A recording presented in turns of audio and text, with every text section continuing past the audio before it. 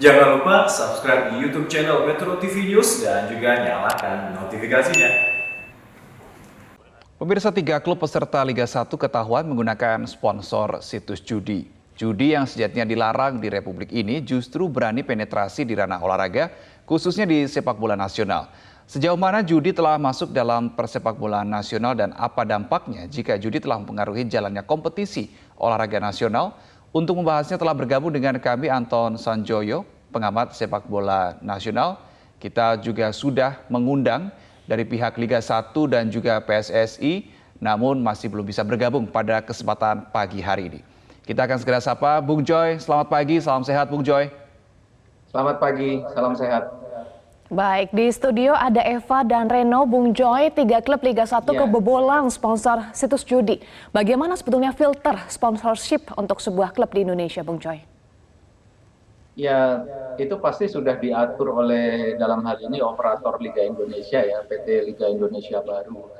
Dan saya yakin juga arahan dari PSSI sudah jelas karena dalam setiap penyelenggaraan kompetisi mereka pasti punya guidance, punya arahannya. Dan salah satu arahannya itu adalah sponsor memang tidak boleh klub tidak boleh mencantumkan sponsor misalnya dari produk rokok, minuman keras atau situs judi.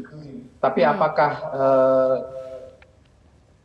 aturan ini betul-betul dipahami oleh klub peserta Liga Indonesia atau klub-klub yang lain, tapi rasanya memang harusnya mereka paham. Dan kalau ada kebobolan, saya rasa ya masih dalam tahap yang bukan oke ya, tapi masih dalam tahap wajar. Artinya ketika mereka ditegur, barangkali memang kan cari sponsor di Republik ini kan juga tidak mudah ya. Jadi kalau misalnya ada tawaran yang barangkali juga masih abu-abu itu apakah itu situs judi atau bukan, kalau dari pihak klub kemudian menerima dan sekarang ditegur mereka akan memutus kontrak, saya rasa itu jalurnya sudah betul. Dan saya tidak terlalu menyalahkan pihak klub juga karena mereka memang benar-benar butuh sponsor. Problemnya apakah sponsor itu dibolehkan atau dilegalkan.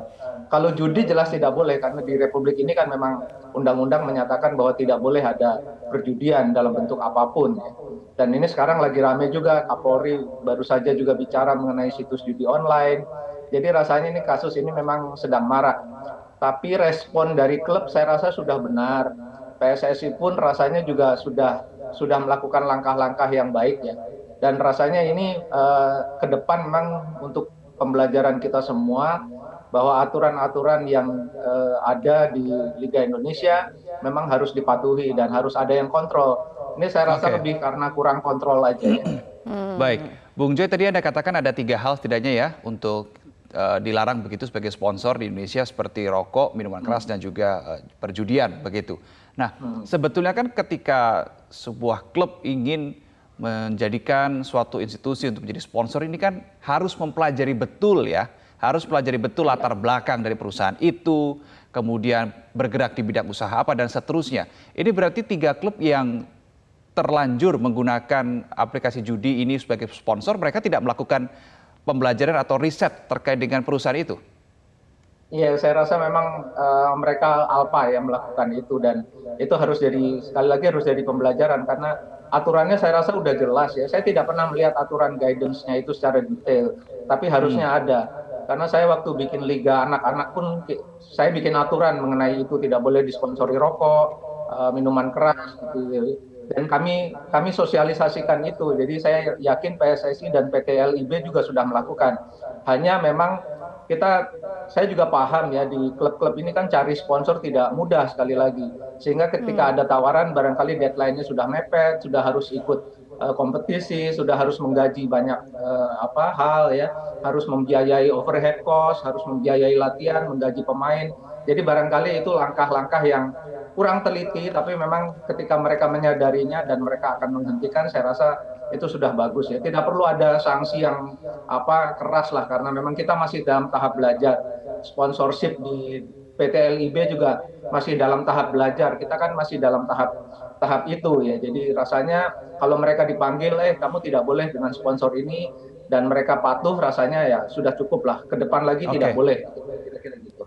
Ya, Bung Joy, jangan-jangan aplikasi judi ini memanfaatkan celah yang ada seperti tadi Anda katakan, tidak mudah untuk mendapatkan sponsor, sehingga mereka masuk di celah itu. Betul, mereka memang kan untuk mendapatkan coverage apalagi di sepak bola ya, mereka kan ingin sekali karena sepak bola ini kan tontonan yang paling ditunggu oleh rakyat Indonesia. Ya. Dalam bentuk apapun mereka pasang apalagi bisa pasang di kaos depan itu ya, di jersey depan, di kit depan itu kan tempat yang premium. Jadi kalau mereka bisa mendapatkan di sana, bisa mendapatkan coverage di sana, ya mereka mendapatkan keuntungan yang luar biasa. Tapi memang itu kan tidak boleh sekali lagi. Jadi kalau mereka sudah bekerja sama ya mereka pasti akan kalau sudah ditegur mereka pasti akan putuskan kontrak seperti yang dilakukan Arema. Barangkali dua tim lain juga akan menyusul ya. Baik, Anda sampaikan tadi Bung Joy sudah ada sebetulnya aturannya. Ini sudah ada aturannya, belum tersosialisasikan saja atau sebetulnya abai atau apa atau seperti apa? Ya, ini aturannya pasti sudah ada dalam sebelum kompetisi dimulai kan ada yang namanya managers meeting, ada yang namanya technical meeting, ada yang namanya marketing meeting juga. Jadi rasanya semua itu sudah disampaikan. Cuma problemnya kan tidak semua bisa diserap. Ya, klub ini kan pasti sibuk mempersiapkan untuk kompetisi. Salah satunya ya mempersiapkan keuangan mereka. Nah, untuk mengisi pundi-pundi itu mereka pasti membuat banyak sekali strategi.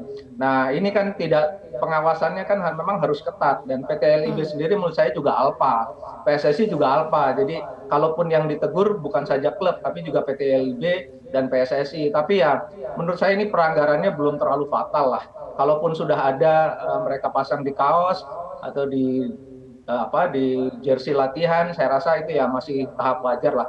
Karena memang ada celah-celah yang ingin dimanfaatkan oleh sponsor apapun itu bentuknya ya.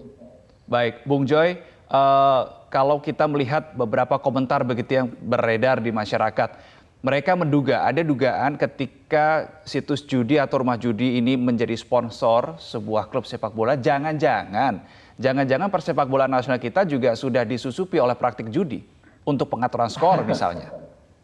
Ya, kalau terang-terangan untuk masang sponsor saya rasa baru kali ini ya, karena musim lalu rasanya tidak ada. Tapi kalau perjudian sendiri di persepak bolaan itu terjadi di seluruh dunia.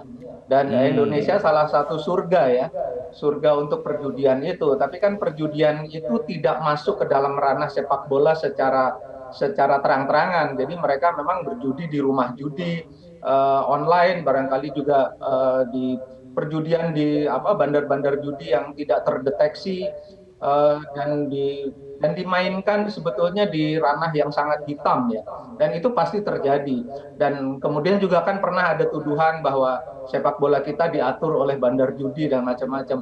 Ya itu seperti maaf ya, seperti kentut ya, ada baunya, tapi untuk melacaknya memang perlu bekerja sama dengan kepolisian karena itu sudah masuk dalam mafia global ya.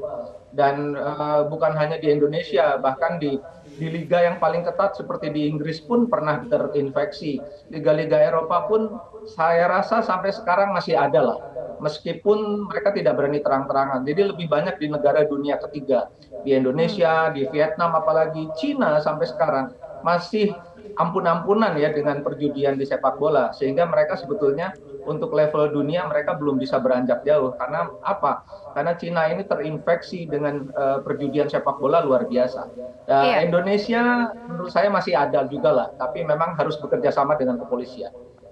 Pengaruhnya apa jika sudah terinfeksi perjudian di ranah sepak bola? Oh, ini sampai sekarang kita masih sudah terinfeksi ya. Yang perlu dijaga adalah pengaturan skor, ya, match fixing itu yang harus dijaga. Nah, ini memang tidak bisa dijaga oleh klub sendirian. Harus ada aturan-aturan yang bekerja sama sekali lagi dengan kepolisian karena mereka yang punya expertise. Mereka punya keahlian untuk untuk menangkap bandar-bandar judi itu. Gitu loh. Jadi kalau PSSI sendiri saya yakin tidak mampu. Nah, inilah yang kemudian menjadi PR besar kita. Problemnya adalah kita tidak pernah punya perangkat hukum untuk perjudian di olahraga. Jadi kalau misalnya ada yang tertangkap misalnya melakukan match fixing, untuk dibawa ke ranah hukum tidak ada perangkat hukumnya untuk menjerat apa kesalahan dia, apa hukumannya, apa sanksinya. Itu belum ada. Jadi ini memang PR bagi bangsa Indonesia untuk membuat aturan-aturan baku mengenai perjudian di olahraga ya, bukan cuma Ya. di sepak bola saja, karena itu terjadi di seluruh dunia juga. Baik, Bung Joy, saya tertarik untuk membahas soal Arema seperti yang tadi Anda sudah singgung ya, karena sudah mencabut sponsornya dari situs judi itu. Ada dua hal yang menjadi sorotan saya. Yang pertama adalah soal uang yang sudah terlanjur mereka terima misalnya. Ini bagaimana yang mereka harus lakukan dari pihak Arema. Yang kedua, ketika mereka kehilangan sponsor begitu berarti mereka kehilangan sumber dana.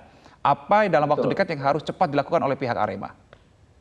Ya konsekuensinya kalau mereka mencabut kontrak, saya nggak tahu kontraknya dengan situs judi itu bagaimana.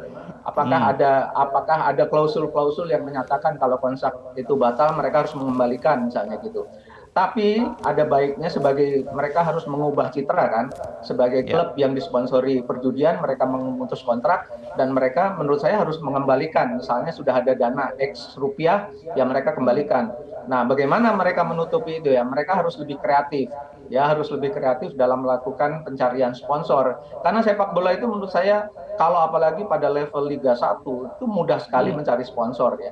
Kalau Anda bicara mengenai Liga 2, Liga 3 apalagi di klub-klub junior sulit sekali untuk mencari sponsor. Tapi kalau Liga 1 kan semua orang memberitakan, semua orang membicarakan. Jadi harusnya mereka tidak terlalu kesulitan untuk mencari sponsor.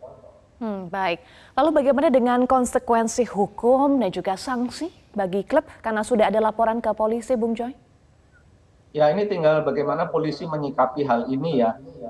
Saya rasa kalau mereka dipanggil kemudian mereka diproses untuk sanksinya, rasanya toh juga polisi juga punya kebijakan karena mereka kan sudah mencabut ya, apalagi kalau mereka sudah mengembalikan uangnya kan mereka bisa bilang bahwa ya mereka lalai dan macam-macam. Saya rasa ini masuk juga dalam ranah PSSI. PSSI tidak bisa lepas tangan begitu saja. Mereka harus tetap mendampingi klub itu karena sebagian dari kesalahan klub, 3 klub ini juga sebagian adalah kesalahan dari PSSI dan PT LIB. Mereka tidak mengawasi dengan ketat ya, sampai harus ada laporan dari masyarakat. Ini rasanya mereka harus tanggung juga kesalahan ini.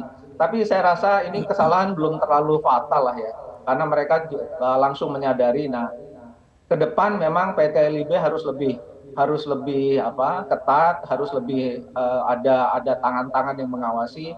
PSSI juga tidak bisa lepas tangan, mereka juga harus tetap mengawasi dan bertanggung jawab untuk semua yang terjadi pada Liga Indonesia. Baik, PSSI dan PT LIB tidak boleh lepas tangan, harus tetap mengawal 3 klub sepak bola ini.